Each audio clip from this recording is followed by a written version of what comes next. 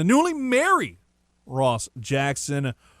Ross, I think you planned this absolutely perfectly. I'm sure you, like the second y'all were trying to map out the date, you made sure to pick a date that was during the Saints bye week. Well, it's funny. I have to give my wife, Megan, all the credit there, because originally the wedding was planned for July of 2020, and obviously that didn't happen. And so, with us rescheduling and everything, she looked at me one day and she said, how about October 18th? Which is a Monday, because we have a lot of theater people in our circle. Monday is the day off for theater people. And so we looked at it, and it happened to be the Saints bye week, and I said that would be really helpful.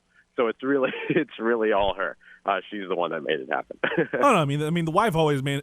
Behind every strong man, there's a strong woman behind running things, no making doubt. sure getting it done. So she had the right idea in all this, because it's one thing to get married during football season. It's another to pick it perfectly. Like, let's say like this time next week here in Louisiana, I'm almost certain there's going to be like half a dozen weddings going on during that bye week between the LSU Ole Miss and the LSU Alabama game, because nobody is going to want to go to a game during LSU Alabama week. They plan these out perfectly. So I think y'all managed to pull it off absolutely perfect. Yeah. No, I think we got it right, and I think she knows the deal. She knows what's up, and she's always been very supportive of the vision. So I'm always very grateful and appreciative of it. So has she been supportive about the new toaster?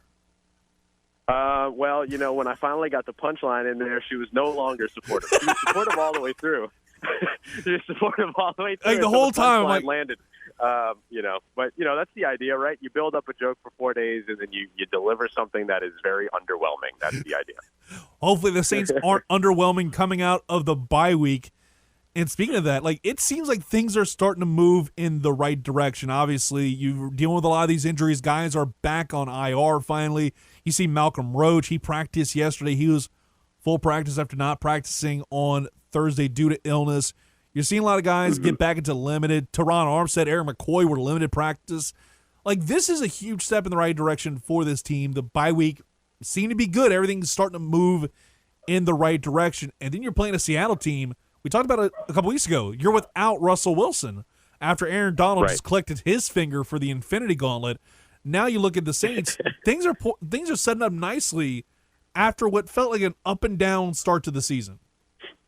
Yeah, look, I mean, we can finally look at maybe the tide starting to turn a little bit in the favor of the Saints. And we sort of expected this coming out of the bye week, right? That over the next couple of weeks following the bye, they would start getting major pieces back. Now, they're not going to get everybody back for Monday's game against Seattle, but ideally they're able to at least get healthier, maybe on the offensive line, maybe on the defensive line, get them a week together before returning David Onyemata, who comes back from suspension after serving a 6-game suspension as opposed to missing 6 weeks, which there's been a little confusion around that, but he's got one more game to miss as well. So this is a good opportunity for New Orleans, who, as you mentioned, is about to take on this team that's weakened without their starting quarterback, and then also has not the Seattle defense that we're used to in Seattle right now. We're talking about 32nd ranked defense, 30th ranked defense in whatever metric you're looking at. I mean, this is not a great defense in Seattle, and the Saints are a team that have been trying to find ways to expand their passing game as well as make sure that they're still leaning into their run game. They're just outside of the top 5 in terms of running attempts in the NFL, but they're bottom of the league, 32nd in the NFL in passing attempts, and they've leaned a little bit more into their passing game over the last couple of games, which have been against weaker defenses. They have a third one here Monday night against Seattle. Oh, no, and it's absolutely amazing just to see how quickly things are setting up nicely. And you bring up the Saints, I mean, they have just – like last week was that game where they absolutely had to have it, the 2 weeks ago against the Washington football team. And for a split second, I almost called them by their former name, but I was like, okay, let me correct myself before I say it. Yeah, no. And it was like what they did, I mean, after Taysom Hill got hurt, it looked like the team kind of was like, all right, let's go back to what worked and let's go back to using Alvin Kamara a lot more. And I think that really helped out a lot in terms of just getting things in that right direction, especially in the offensive side of the football, because to start, it didn't look all that great. Yeah, absolutely. Yeah, I think that, you start off a game with 2 turnovers, and, in a lot of cases, that can really, that can stifle a team, and that could be, that could kind of end a team's game before it begins, and you open up this, matchup with 2 turnovers against Washington football team, and then you're able to turn it around. and have this great, this great 11-point win by the end of it. That was probably a little bit more of a win than what the scoreboard suggests, especially because you take into account their red zone defense, which has been a humongous story this season, by the way.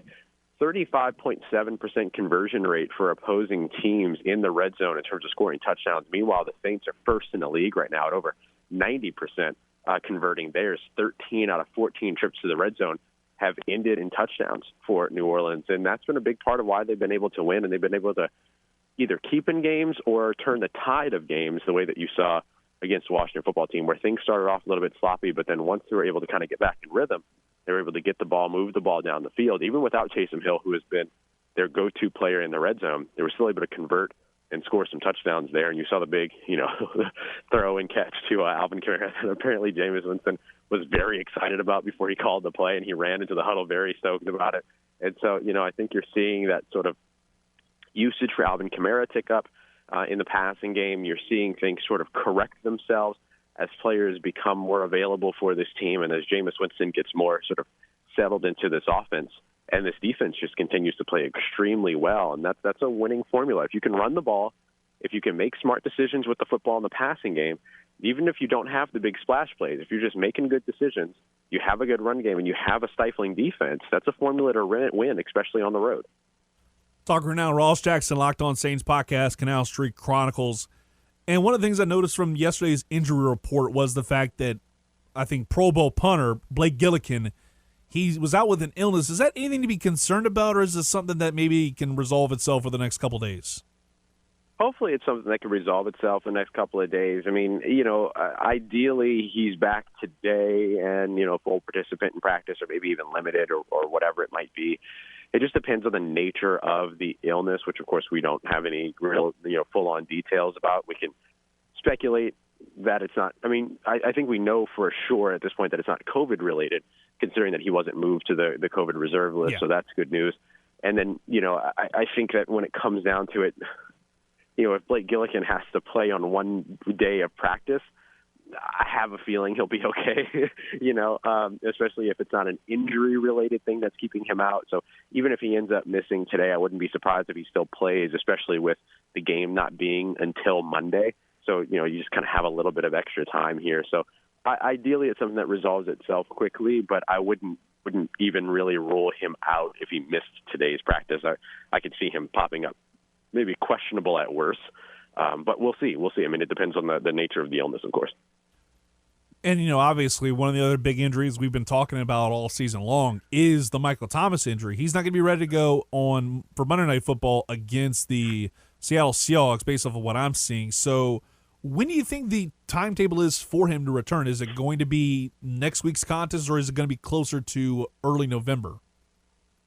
Yeah, I mean, it feels like it might be closer to early November. I mean, I think that the idea that he was just going to walk off the physically unable to perform list immediately and be able to play in the very next game might have been a little optimistic in the first place. So I think which many of us kind of fell subject to, but I think that, if it needs a little bit of extra time, considering he hasn't practiced since January, and the last time he did practice, he practiced injured, right? He was still dealing with that ankle injury at the time during the playoffs.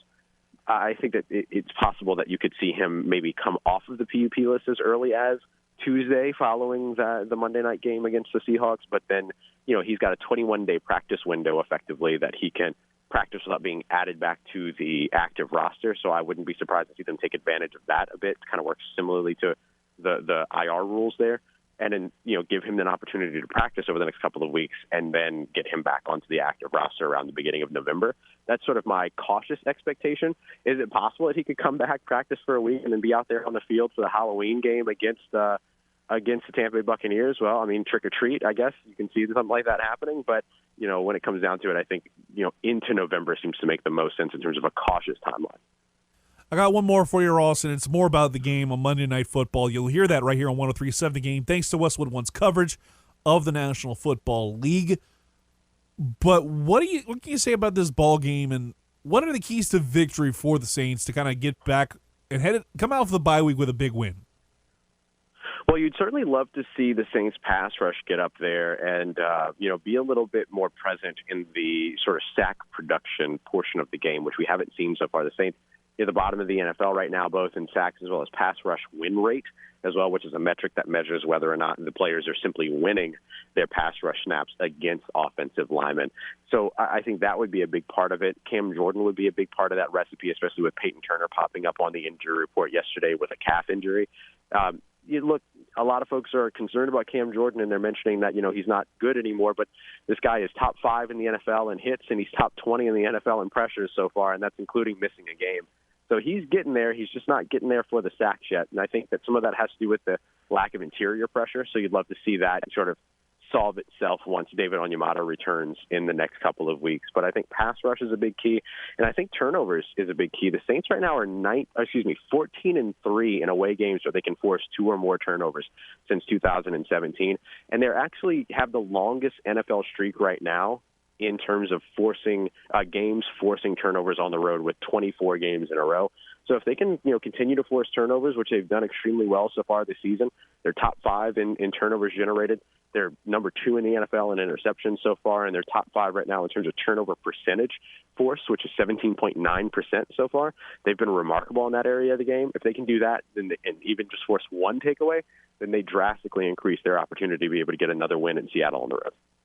Ross, thank you so much for coming on, my man. We'll talk to you next week. Enjoy the rest of your weekend, man. Hey, appreciate it. Right back at you, buddy.